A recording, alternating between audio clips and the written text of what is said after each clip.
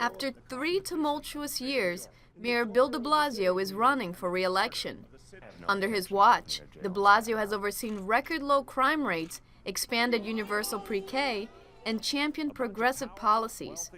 But there have been some low points, like the record-high homelessness, a sour relationship with his police force, and a recently closed campaign finance investigation. However, looking ahead to the election, de Blasio does not appear to be up against any serious challengers.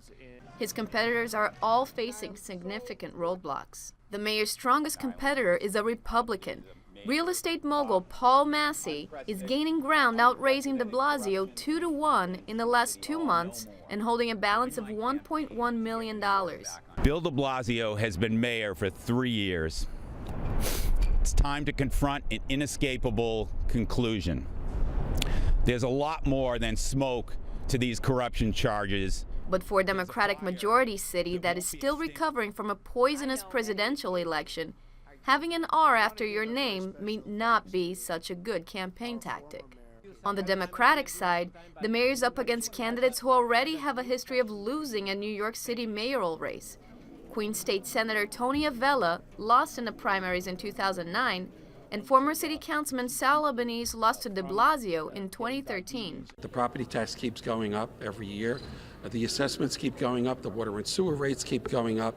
It's become too expensive to live here. Dietl, a former NYPD detective and colorful commentator, is mounting an independent bid. If you want corruption, re-vote him in. You know what he should do? He was in Florida with the Boston Red Sox. This is a Yankee city. Go back down to Boston, all right? Dietl has raised over $300,000 and the attention of the Republican Party. He would need their support to have a chance at winning. Other long shots in the race include former New York Jet linebacker and Republican Michael Faulker and 73-year-old Democrat and police reform advocate Robert Gangi. I think there's a lot of wealthy and powerful interests who worked very hard to try and stop me from being elected, and they have been working ever since, advertising very abundantly against me, and going into election year, I'm sure they'll be quite present. Mayor Bill de Blasio has said it's not about the money, even though he raised double the amount of his closest rival. He says his record is what really matters. But with only 5 months left until the primaries, is being good enough to stay in the Gracie Mansion? Reporting on the mayor's race, this is Maylan Studart.